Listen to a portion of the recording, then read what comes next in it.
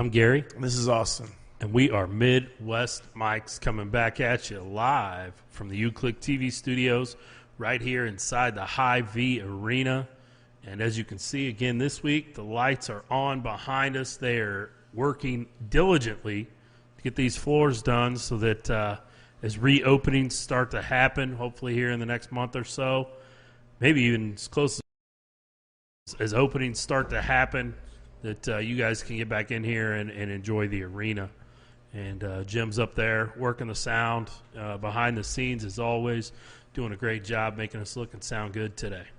Yeah, we're, as time keeps moving on, we're approaching a time when everything's going to be starting to reopen back up. And we, for sure, we're ready for that. Yes, we are. Yeah, so it's going to be nice. Hope we get some sports going again, get life going again. And, we did what we had to do to kind of get through this, and now it's time to get everything back going.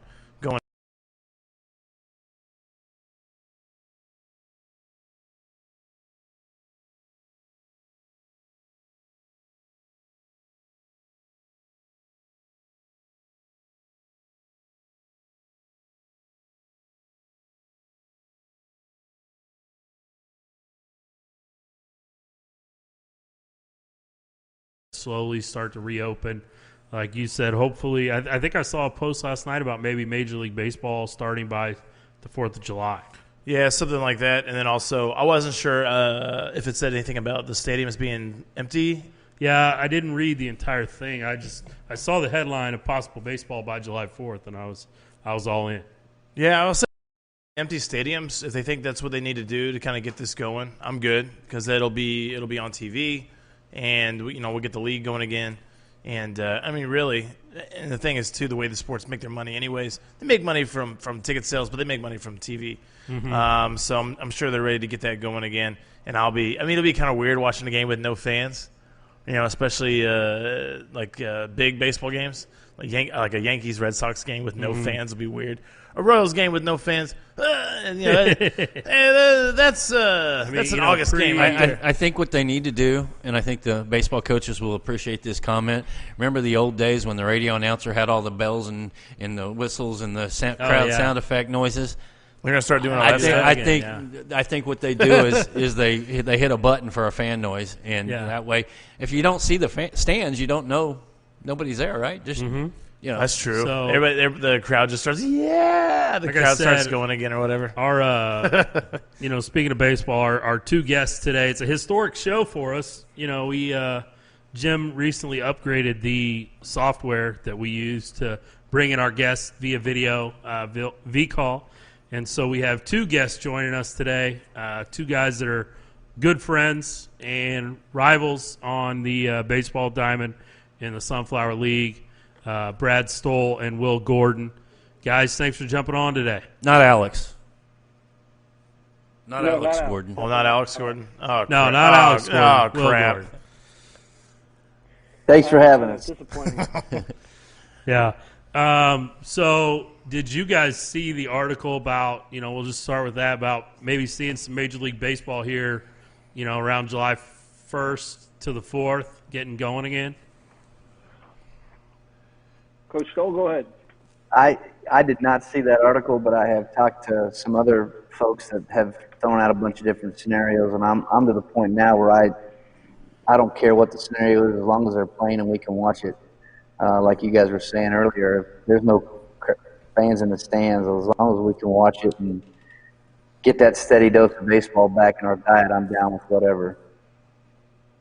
Yeah, I have a buddy of mine who coaches in Taiwan, and I guess that's just a delay.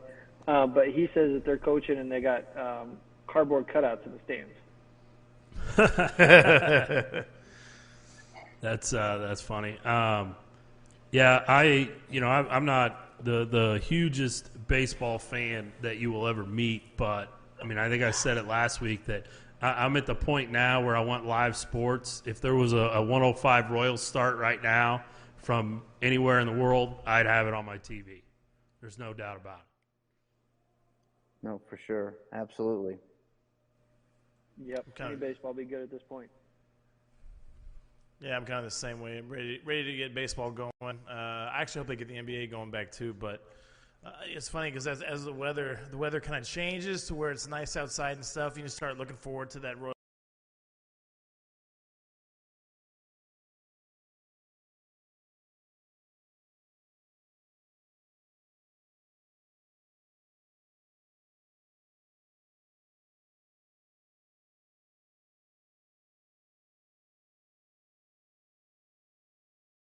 Hopefully it's sooner than later, though.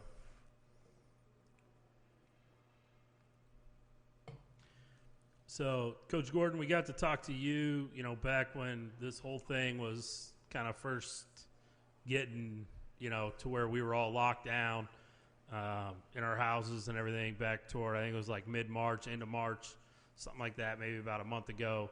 But, and you got to talk about your seniors, and you dubbed them the Sandlot 7 that day. Why don't you quickly kind of take our people that may have missed that show and talk about your seniors? We had 7 seniors that we got a chance to talk about that day. I think I'm pretty big delay here. Sorry about my internet. But we had 7 seniors, and they're great guys. They had their opportunity taken away from them this year. They spent a lot of time on JV, developing and growing, and this is going to be their chance to shine. Obviously, go out and compete and beat Florence High School would have been their main focus this year. But they didn't get a chance to do that. I've been in contact with all of them. We're going to run something out on Twitter this week focusing on each one of them, kind of like a natural senior day for them. And so we'll see how that goes and honor those guys in that way. But we'll also plan on having an alumni game, if possible, in July, and let those guys get out there if we can do something like that. That's awesome. That you're still kind of finding ways to recognize those guys, and an alumni game would be awesome. For those guys, give them an opportunity to play one last time. Kind of representing Shawnee Mission East. Okay, so an alumni game that you just talked about, that'll be really cool for those seniors. To kind of get to go out there one more time and represent East one final time, since they didn't get to do it, throughout the season. Yeah, we got to do that. We got to do that for those guys, and we'll do it for the guys returning, and hopefully make it a yearly tradition out of it. So it'll be good. Yeah. So, Coach Stoll, how many seniors did you have, and can you talk about each of them just a little bit for our anybody tuning in?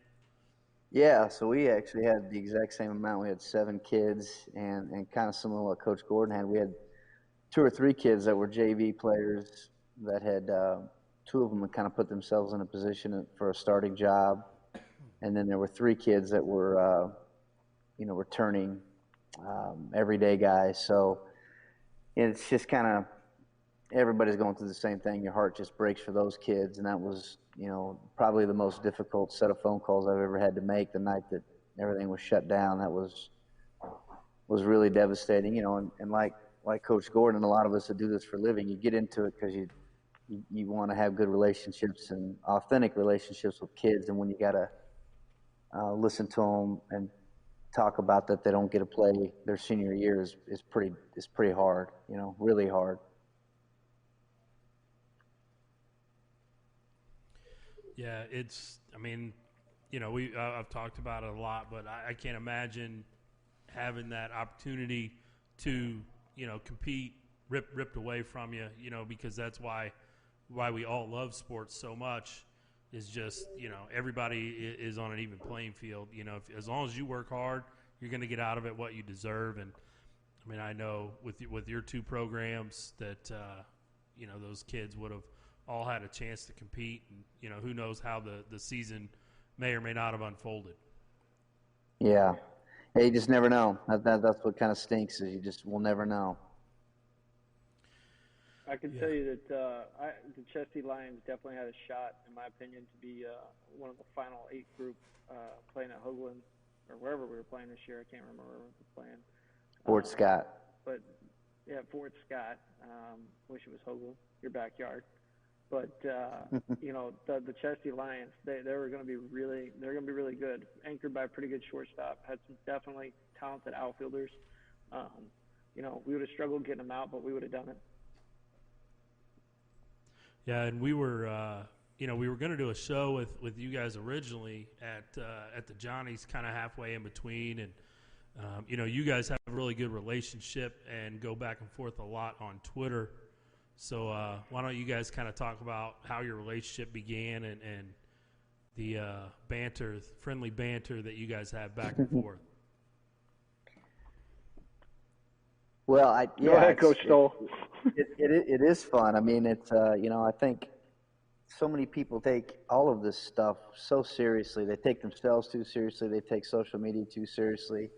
And ironically, Will and I were just talking about that. We have a Zoom today with a guy that's going to talk to our kids about the dangers and the pitfalls of social media. But when you do it like Will and I do, where you have fun with each other, you compliment other teams, but it's all about not taking it so seriously. I mean, it's high school athletics. And I know Coach Gordon will send a little backhanded Zoom off to us on Twitter that makes me laugh, and nobody thinks anything bad about it. It's actually very entertaining. Yeah, and I think what's kind of cool about that is the kids get a great chance to see two adults going back and forth in the right way on Twitter, using it for fun. Neither one of us taking ourselves too seriously. Coach Stoll, has got us beat by one run the last 2 years.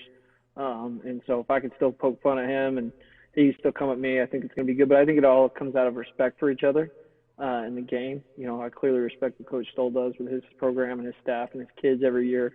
And if I didn't have that, I'm not so sure we'd be having the Twitter stuff that's out there. But it certainly makes it a lot more fun. And right now it seems like about the only way we can compete against each other. Yeah, no doubt. Yeah, I mean, I enjoy the things you guys send, back and forth at each other. And, I get a kick out of it. And I think the fact that, you guys can compete against each other, but yet still, have that attitude, to laugh and joke with each other and have a good time is so key. And it's teaching the kids, yet another lesson that even though, yes, we want to be serious about our competition and we want to go out and win and play our best every day, but we can still have fun because what we're doing is a game. Yep, certainly is. And Coach Stoll uses Twitter for way more than he stays way connected with his guys on there, does a great job promoting them, does some cool stuff with some guys that are in pro ball right now. Yeah. And Coach Stoll, you said you've been doing a couple of Zoom meetings a week with your guys. And who are you mentioned that you had some big leaguers come in and kind of talk to them through Zoom. Who are some guys that you've had talk and what are some things they've conveyed to your team? Well, so I was just telling Coach Gordon that we've done 2 a week over the past 2 weeks, and some kids that I had the opportunity to coach in the Cape Cod League. And so the first one we did were three pitchers that are all in professional baseball. One of them is actually John Means, who graduated from Gardner Edgerton and is in the big leagues with the Orioles. And the next day we had 2 minor league catchers. One kid's in the Padres, one kid with the White Sox. And then last week we had a hitting one with Kevin Crone, who's a DH first baseman for the Diamondbacks. And I announced it on Twitter, and I put a video of him hitting a ball in spring training that actually left the entire stadium. It was incredible. But they get tired of hearing our voice. I think it's kind of something that parents and kids have told me that the boys have enjoyed hearing the professionals aspect or perspective on how this is all working, what they're doing to stay in shape, what they're doing to keep their minds on baseball, and then also just all kinds of different little inside tricks of the trade. Kids have asked very specific questions, and I just think it's been very valuable. I've taken a ton of notes as the kids have talked, and I've grown as a coach as well.